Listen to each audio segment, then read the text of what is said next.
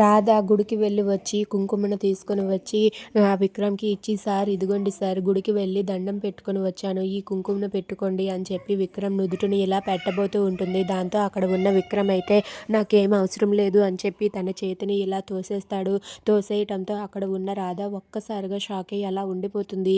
ఇక ఆ కుంకుమ వెళ్ళి ఆ రాధ నుదుటిన పడుతుంది. ఇక అది చూసి రాధ ఒక్కసారిగా షాక్ అవుతుంది. ఇక కృష్ణ చేత్తో విసరగానే అదేమో రాధ నుదుటిన పడటంతో అక్కడ ఉన్న రాధ అయితే ఒక్కసారిగా అలా ఉండిపోతుంది. దాంతో అక్కడ ఉన్న ఆ విక్రమ్ మాత్రం చాలా సీరియస్గా చూస్తూ ఉంటాడు.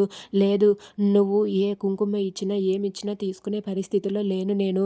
ఎందుకంటే ఇప్పుడు మీరు హత్య చేసిన వాళ్ళు, హత్య చేసిన ఫ్యామిలీ గురించి నేను ఇప్పుడు ఎంక్వైరీ చేయవలసి వస్తుంది. అందుకే నేను మీతో ఇప్పుడు క్లోజ్గా మూవ్ అయ్యే పరిస్థితి లేదు అని చెప్పి అనుకుంటూ ఉంటాడు. దాంతో రాధ అయితే అలా చూస్తూ ఉండిపోతుంది.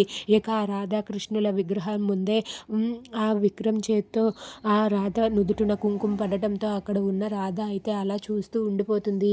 సార్ అలా విసిరేసినా సరే అది వచ్చి నా నుదుటిన పడింది అంటే దాని అర్థం ఏంటి అని చెప్పి రాధ అయితే తన మనసులో అయితే ఆలోచిస్తూ ఉంటుంది.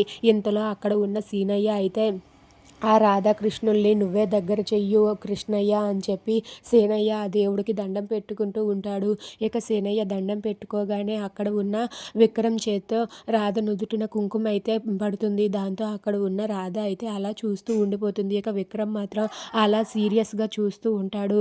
ఎలాగైనా సరే సేనయ్య ఎందుకు హత్య చేశాడో తెలుసుకోవాలని చెప్పి అక్కడ ఉన్న విక్రమ్ ఆలోచిస్తూ ఉంటాడు.